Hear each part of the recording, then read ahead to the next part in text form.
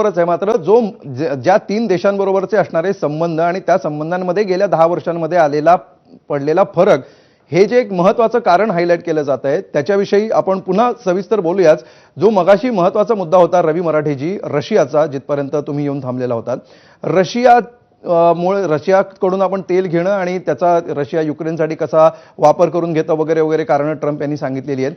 हे एवढंच जे प्रथमदर्शनी जाहीरपणे पब्लिकली ट्रम्प प्रशासनाकडून बोललं जाणारं तेवढंच एक कारण आहे की त्याच्या मागे इतर काही अंडरकरंट्स तुम्हाला दिसतात?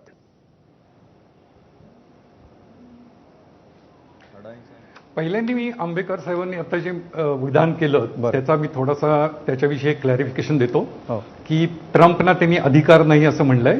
तर त्यातली तथ्यता अशी आहे की ट्रम्पनी अमेरिका कायद्यानुसार इमर्जन्सी पॉवर स्वतःकडे घेतलेले आहेत. तुम्ही जर आत्ता अध्यादेश वाचला या टेरिफचा तर त्याची सुरुवातीच्या ह्याच्यातच लिहिलेलं आहे की या इमर्जन्सीनी जे मला अधिकार दिलेले आहेत त्या अधिकारानुसार हे मी टेरिफ लावतोय. त्यामुळे ह्याच्यासाठी काँग्रेसकडे जायचा प्रश्नच येत नाही आणि म्हणून तर ते टेरिफ लगेच 21 दिवसांनी लागू होणार आहे. तर तेवढं एक मला स्पष्टता क्लॅरिफिकेशन द्यायचं होतं. आता दुसरा गोष्ट, मी रशियाकडे जाण्यापूर्वी मला 1-2 प्रश्न विचारायचे आंबेकर साहेबांना आणि यांना की हे ठीक आहे सगळं की आपण भारत किती सध्या चांगलं इकॉनॉमी आहे वगैरे सगळं ठीक आहे. थोडंसं आपण दुसऱ्या दिशेने दुसऱ्या दृष्टिकोनातनं याच्याकडे पाहू की ट्रम्प कुठलाही देश आजकाल हा सायकोलॉजिकल प्रोफाईल ही वेगवेगळ्या देशांच्या नेत्यांची त्यांच्याकडे असते. म्हणजे एवढ्या या लेवलला असते की मोसादकडं अशी इन्फॉर्मेशन असते की अमुक नेत्याला भेटायचं झालं तर कुठल्या कलरचा सूट घालायला पाहिजे आणि कुठला सेंट लावायला पाहिजे एवढी डिटेल माहिती असते. असं असताना ट्रम्प यांची पर्सनॅलिटी जी आहे की ट्रम्प यांची पर्सनॅलिटी अशी आहे की ते व्यावसायिक आहेत. त्यांचा कोणीही मित्र नाही, त्यांचा एकच मित्र आहे तो म्हणजे ते स्वतः. तर हे असं असताना मला एक प्रश्न पडलाय की आपल्या सरकारमध्ये एवढे धुरंधर राजकारणी आहेत, परराष्ट्र धोरणाचे अभ्यासक आहेत, तर त्यांना ट्रम्पची ही पर्सनॅलिटी ओळखण्यात ते कुठं कमी पडले? कारण ट्रम्प यांच्या बाबतीत असं म्हणलं जातं की त्यांच्या प्रत्येक गोष्टीत एक विजेता आणि एक पराभूत असे 2 नसतात. बरं, त्यांच्याकडं विन विन सिच्युएशन ही कन्सेप्ट ट्रम्प यांच्याकडे नाही. आणि मला हा प्रश्न पडलाय की आपल्या देशाची विदेश नीती जे धुरंधर ठरवतात ते याच्यात कुठं कमी पडले की त्यांनी एवढी पर्सनॅलिटी ओळखली नाही की ट्रम्प पहिल्यांदा पण 4 वर्ष राष्ट्राध्यक्ष होते आणि मग हावडी आणि अमुक तमुक जे सगळे 1,25,000 लोक अहमदाबादमध्ये एकत्र केले आणि ट्रम्प माझे मित्र, या मैत्रीचं काय झालं मग? निश्चितपणे याच्या आधी आपण थोडक्यात उत्तर घेऊ. विनायक आंबेकरांना याच्यावर उत्तर द्यायचंच असेल, याचं उत्तर घेऊ आणि मग आपण चर्चेला पुढे जाऊ. विनायकजी, आपण ब्रीफ ठेवलं तर बरं होईल, अनेक मुद्दे आपल्याला कव्हर पण करता येतील. ठीक आहे. बेसिकली एक लक्षात घेतलं पाहिजे की काही प्रयत्न हे काही गोष्टी अपेक्षित धरून केले जातात.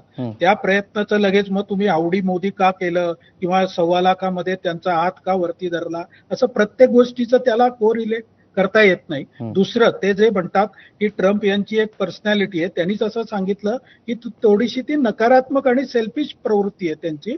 आज चायनाला त्यांनी जेवढ्या धमक्या दिल्या तेवढ्या सगळ्या धमक्या टेरिफच्या बाबतीमध्ये त्यांनी मागे घेतल्या. त्याच्या पुढे जाऊन मी असं सांगतो की त्यांनी ब्राझीलवरती 50% टेरिफ लावलं आणि त्यांच्या लक्षात आलं की ब्राझीलचा आणि अमेरिकाचा जो ट्रेड आहे तो अमेरिका सरप्लस मध्ये, म्हणजे स्वतःवरच त्यांनी टॅरिफ लावल्यासारखं केलं आणि मग घाईघाईनी सॉरी म्हणून त्यांनी मागे घेतलं. त्यामुळे त्यांची पर्सनॅलिटी ही थोडीशी अवर्णनीय किंवा अकल्पनीय आहे आणि अविश्वसनीय आहे. त्यामुळे त्याला आपण काहीच करू शकत नाही. जो प्रयत्न मोदीजींनी चांगल्या पद्धतीने केला that was a forward step की आपण प्रयत्न तर करायलाच पाहिजे ना मैत्रीचा. त्याच्यामध्ये काय चूक आहे? ती मैत्री पुढे त्यांनी पाळली का नाही हा मोदींचा दोष असू शकत नाही, तो त्यांचा दोष. ठीक आहे, मला वाटतं चंद्रशेखर नेनेंना याची दुसरी बाजू डेफिनेटली मांडायची असेल जी समोर येणं फार आवश्यक आहे. नेने सर, 2 गोष्टी आपण पाहिल्या पाहिजेत. ट्रम्प जेव्हा आपल्याला म्हणतात की तुम्ही रशियाकडनं तेल घेतलं, हा केवळ कांगावा आहे.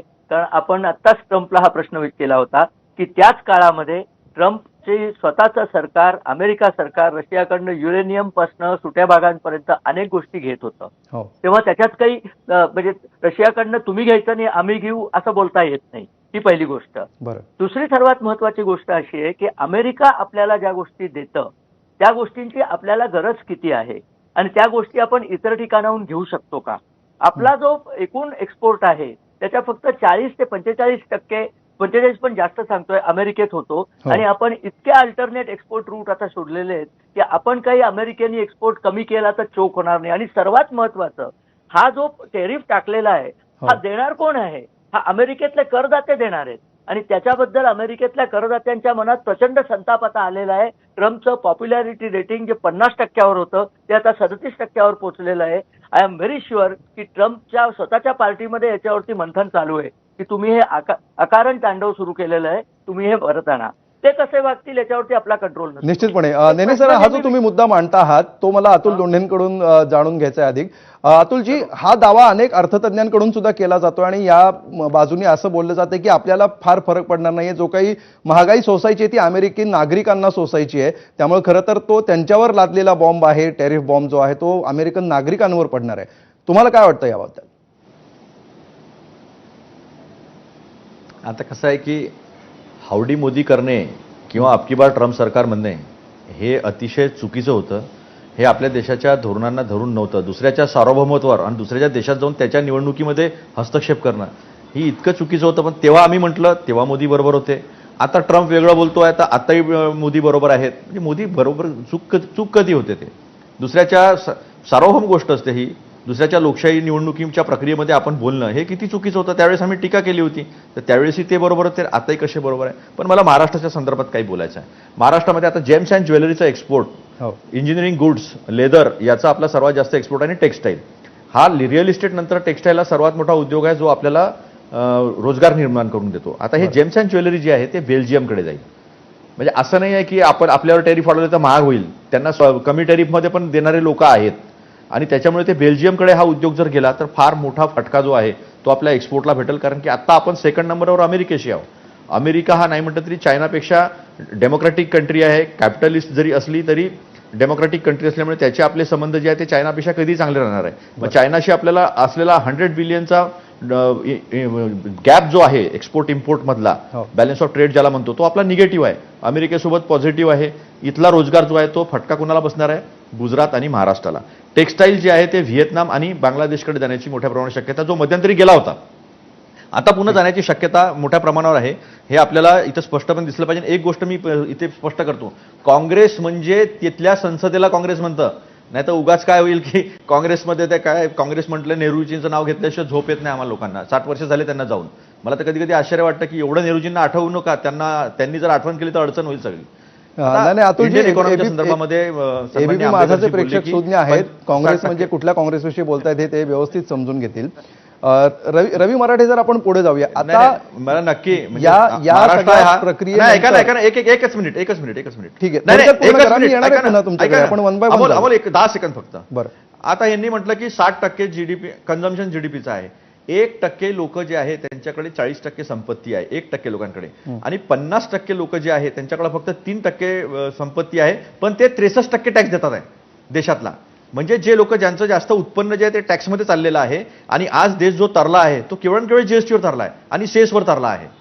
सेस, जीएसटी सगळं पेट्रोल जे आहे. आणि रशियाकडनं आपण जे क्रूड ऑइल घेतो ते उगाच सांगू नका की आपण लोकांना देतो. ते अदानी अंबानी घेतात, आपल्या रिफायनरीजमध्ये रिफाईन करतात आणि युरोपला विकतात. हा मेजर प्रॉब्लेम आहे. आणि दुसरा, आपल्या इथले बनलेले सुटे भाग त्या वेपन्समध्ये सापडलेल्या, जरा आंतरराष्ट्रीय पत्र जर पाहिले, आपण पेपर जर पाहिले तर आपल्याला लक्षात येईल की ते काही वेपन्समधले जे काही कंपोनंट्स आहे ते मेड इन इंडिया आहे. आणि त्याच्यावर युक्रेनने ऑब्जेक्शन घेतलंय, त्याच्यावर अमेरिकेने ऑब्जेक्शन घेतलेलं आहे. हे आता आपल्या मीडियामध्ये का दाखवलं जात नाही, मला याचं फार आश्चर्य वाटतं. आणि 12 लाखाची गोष्ट, 12 लाखाचा फायदा फक्त यावर्षी आहे. 7 पे ज्यावेळेस लागू होईल ना, क्लास 4चं पण पेमेंट हे 12 लाखाच्या वरती जाणार आहे. त्यामुळे सगळ्यांना 12 लाखाच्या वरती. ठीक आहे, हे असे अनेक मुद्दे आहेत. आपण 1 by 1 असे आपण मूळ विषयावर सध्या राहण्याचा प्रयत्न करूया.